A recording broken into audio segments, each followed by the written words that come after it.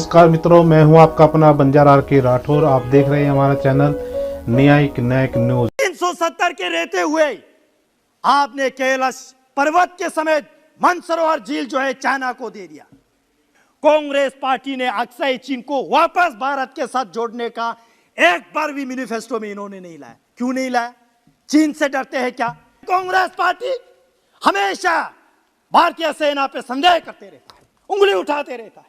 मैं आपको बता दूं अध्यक्ष महोदय, सड़क बने ही नहीं, नीचे ब्लैक टॉप के जगह कंबल बिछा दिया इन्होंने, कंबल बिछा दिया। आप यकीन करोगे? यूपीए सरकार के दौर 6 सितंबर 2013 को तत्कालीन डिफेंस मिनिस्टर ए के एंटोनी जी का ये इसी साधन में स्टेटमेंट है। Independent India, I quote, independent India had a policy for many years was that the best defense of the country's border is not to develop border. Undeveloped border are safer than developed border. So for many years, there was no construction of airfields and roads, nothing along the border areas. By the time China continued to develop their infrastructure in the border areas, so as a result, they have now gone ahead of us compared to infrastructure-wise, capability-wise in the border areas. They are ahead. तत्कालीन रक्षा मंत्री जी का ये सदन में statement है। Border को backward रखना, border को डेवलप नहीं करना, ये समझते थे कि बॉर्डर की सुरक्षा है। आज उसी पार्टी के लोग बेशर्मिंदा होकर यह सरकार से पूछ रहे हैं कि बॉर्डर पे क्या है, गलवान पे क्या हुआ, पेंगोंग पे क्या है, चुशुल पे क्या है। मैं बताना चाहता हूं, आज बॉर्डर पे खतरा बढ़ रहा है तो यह कांग्रेस की नीति के कारण से बढ़ रहा है। चाइना की ओर से सीपैक बना दिया, चाइना पाकिस्तान इकोनॉमिक कॉरिडोर, यह मोदी जी के शासनकाल में नहीं बना। गेमजोक के आगे टाशीगंग में हाइडल पावर डैम बना दिया, रोड बना दिया, 6-8 एयरपोर्ट बना दिया, पूरे लद्दाख को गिरा दिया। यह कांग्रेस के शासनकाल में हुआ और हमारे यहां से उफ तक नहीं बोला कांग्रेस सरकार ने। मैं बताना चाहता हूं अध्यक्ष महोदय, अभी गलवान सेक्टर के बाद बार बार आते, गलवान, फिर वहां से जाके मोरगो, दौलतबेग उड़ी सेक्टर, पूरे उस एरिया को नॉर्दर्न सब सेक्टर कहते हैं, जहां कनेक्टिविटी के लिए डीएसडीबीओ दुर्बुक शायोग दौलतबेग उड़ी जो एक सड़क होता है, माननीय अटल जी के सरकार के दौरान वहां पे सड़क बनाने के जो निर्णय लिया 220 किलोमीटर का, 2020 में वो काम चालू हुआ। उसके बाद कांग्रेस सरकार आया। अध्यक्ष जी मैं आपको बता दूं, 2012 तक वो सड़क कंप्लीट नहीं हुआ, बना ही नहीं वहां पे, और विजिलेंस लग गया। विजिलेंस में बताया कि वहां तो इतना दूर है, बर्फ है, पानी है, नहीं जा पाएंगे, आपको हेली गाड़ी कराते हैं। तो विजिलेंस कमेटी को हेली में ले गया। मैं आपको बहुत इंटरेस्टिंग कहानी सुना रहा हूं। हेली में लेके गया, ऊपर से हेली से, हाँ भाई नीचे से सड़क है, अच्छा ब्लैक टॉप किया हुआ है, देखा, रिपोर्ट सबमिट किया, लेकिन उसमें यह बताया कि अच्छा ये बीच बीच में पानी आ रहा है तो ये रीअलाइनमेंट करके दोबारा बनाना पड़ेगा। तो ये जितने भी हजारों करोड़ है वो, अध्यक्ष जी अभी तो शुरू किया है, अभी तो शुरू किया, प्लीज। तो वो सड़क जो है रिपोर्ट में बता दिया कि अच्छा ये ब्लैक टॉप हुआ, बीच बीच में इसको रीअलाइनमेंट करना पड़ेगा। मैं आपको बता दूं अध्यक्ष महोदय, सड़क बने ही नहीं, नीचे ब्लैक टॉप के जगह कंबल बिछा दिया इन्होंने, कंबल बिछा दिया। आप यकीन करोगे? कंबल बिछा के वो आज भी, मैं वहां शायोग जाता हूं, दुर्बुक जाता हूं, टंगसे जाता हूं, लोगों से मिलता हूं, वही लोग जो ग्राउंड की हकीकत कहानी मुझे बताते हैं, संसद जी ऐसा होता था। लेकिन आज 2014 में मोदी जी के सरकार आए, तब से उस काम में रफ्तार पकड़ा, नए सिरे से शुरू किया। 2017 तक दौलतबेग उड़ी सेक्टर तक 220 किलोमीटर का सड़क चकाचक बना दिया। 2019 में माननीय रक्षा मंत्री राजनाथ सिंह वहां जाके 500 मीटर के गलवान घाटी के सामने एक ब्रिज का इनॉग्रेशन होता है। यह बॉर्डर का इंफ्रास्ट्रक्चर नहीं है क्या? उस रोड के समेत 37 ब्रिजेस जो स्ट्रेटेजिकली बहुत इंपॉर्टेंट है। मैं बताना चाहता हूं यह हो रहा है बॉर्डर में। ये बार बार पूछ रहे हैं कि बॉर्डर में क्या होता है। PP-14 गलवान घाटी बार बार चर्चा में आते हैं। मैं बताना चाहता हूं गलवान घाटी बहुत बड़ा इलाका है, नेहरू जी के टाइम पे गलवान घाटी ऑलरेडी अक्साई चीन में जा चुके हैं। हमारे पास जो बचा है वो PP-14 गलवान के मुंह है। आज भी हम वहीं पे हैं जहां पे हम थे, 1 इंच नहीं गया, 1 इंच नहीं गया। मैं बताना चाहता हूं अध्यक्ष जी आपको, पूरे बॉर्डर क्षेत्र में लुकुंग से लेके स्पंगमिक, मनमेरा, खक्ता, छुशुल, जिन गांव का मैं नाम ले रहा हूं, पेंगोंग झील के सामने किनारे वाले हैं, सड़क ही नहीं थे। आज माननीय मोदी जी ने CRF के फंड से, PMGSY के फंड से वो सारा ब्लैक टॉप हो चुका है। ये हो रहा है बॉर्डर में। छुशुल जहां पे 1962 में रिजंगला वार बहुत एक प्रचलित है, बहुत फेमस है, उस छुशुल में आज 4G से ज्यादा स्पीड में टेलीकम्युनिकेशन वहां नेटवर्क चलता है। यह हो रहा है बॉर्डर पे। आज बॉर्डर इंफ्रास्ट्रक्चर डेवलप करके अपने सीमा सुरक्षा बढ़ा रहे हैं। छुशुल से और एक चीज मैं बताना चाहता हूं, वहां पे रिजंगला मेजर शतन सिंह जी के समेत 114 कुमाऊं के जवानों ने शहादत दी, बलिदान दिया 18 नवंबर 1962 में।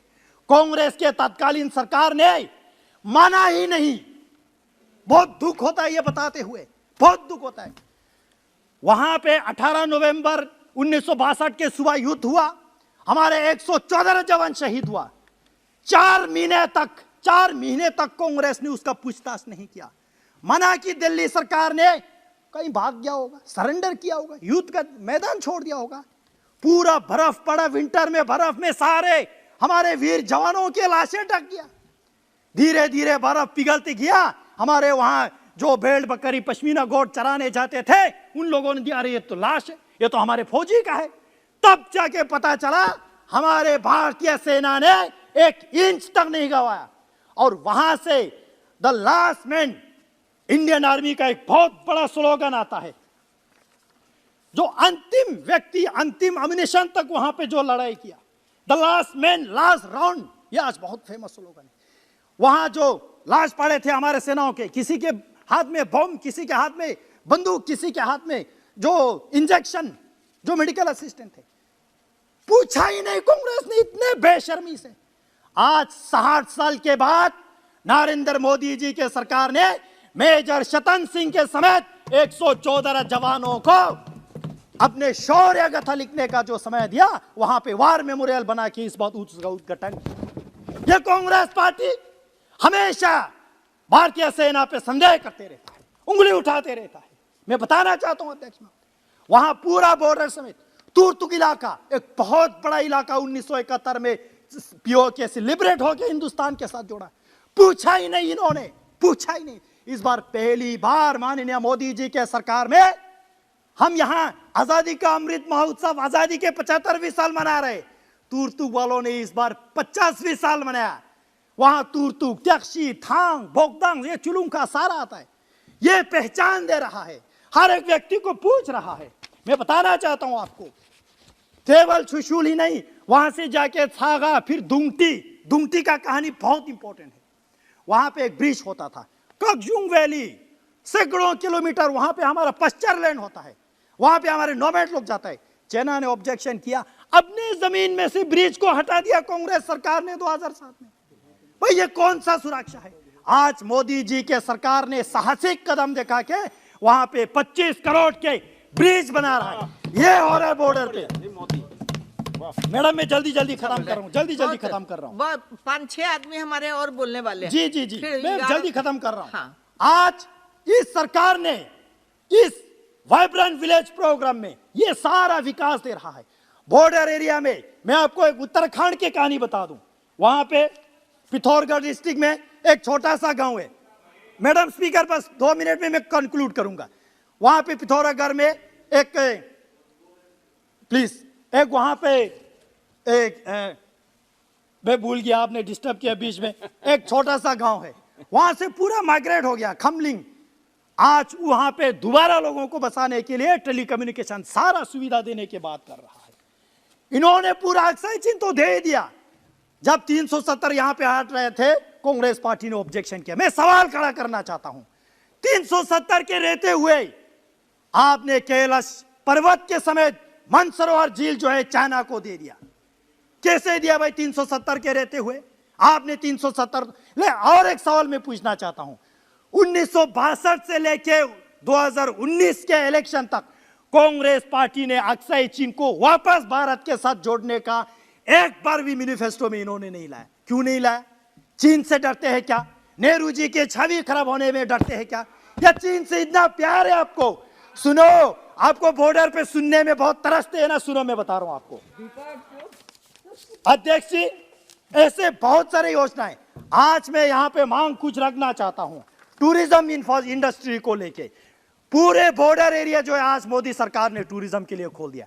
सियाचिन बेस कैंप तक मैंने खुद वहां पे ग्रुप लेके गया, टक्सी थांग तक, द्रास की मुश्को वैली तक, हुंदरमान तक, डेमजोक, उमलिंग ला पास, हाईएस्ट मोटरेबल रोड तक। लेकिन साथ ही साथ पिछले 3 साल कोविड के चलते हुए लद्दाख के टूरिज्म इंडस्ट्री को बहुत लॉस हुआ। मैं आपके माध्यम से सरकार से निवेदन करना चाहता हूं, उनको रीएस्टेब्लिश करने के लिए इंसेंटिव कुछ दे। अध्यक्ष जी, हमारे लद्दाख में आईटीबीपी का जितना भी बॉर्डर आउटपोस्ट है, वहां पे नेटवर्क की जरूरत है, वहां पे इलेक्ट्रिसिटी की जरूरत है। सरकार उस तरफ भी तवज्जो दे। बस मैं खत्म कर रहा हूं, मैं खत्म कर रहा हूं। भी बोलना है अध्यक्ष जी, श्री राहुल कसवा जी, ऐसे सरकार ने जो पूरे लद्दाख को एक बार फिर से सार उठाने का काम दिया और इस बजट में 5,958 करोड़ फिर लद्दाख को दे रहा है, इससे सौभाग्यशाली हम क्या होना चाहिए? लद्दाख के हर एक व्यक्ति आज गौरवान्वित महसूस करते हैं। हम बॉर्डर के चौकीदारी करेंगे, देश के लिए मर मिटेंगे, कांग्रेस की तरह अपने देश को नीलाम होने नहीं देंगे। यहाँ पे कांग्रेस के लीडर ये सवाल खड़े करते हैं, मोदी जी ने इस राष्ट्र को, भारत को 2 राष्ट्र। मैं बताना चाहता हूं, कांग्रेस ने मोहम्मद अली जिन्ना जी ने 2 नेशन का थ्योरी दिया। कांग्रेस मोहम्मद अली जिन्ना से इंस्पिरेशन लेते हुए और 2 कदम आगे बढ़ा। इसी भारत को उन्होंने 3 टुकड़े किया। बस लास्ट पॉइंट 3 टुकड़े किया। एक भारत जहां पे आज हम खड़े हैं, दूसरी भारत अक्साई चीन चाइना को हवाला कर दिया, तीसरी भारत पीओके पाकिस्तान को हवाला कर दिया। कांग्रेस पार्टी बेशर्मिंदा से आज सरकार के नियत और इंडियन आर्मी के शौर्य गथा पे सवाल खड़ा कर रहा है। मैं आपको बहुत बहुत आभार व्यक्त करता हूं।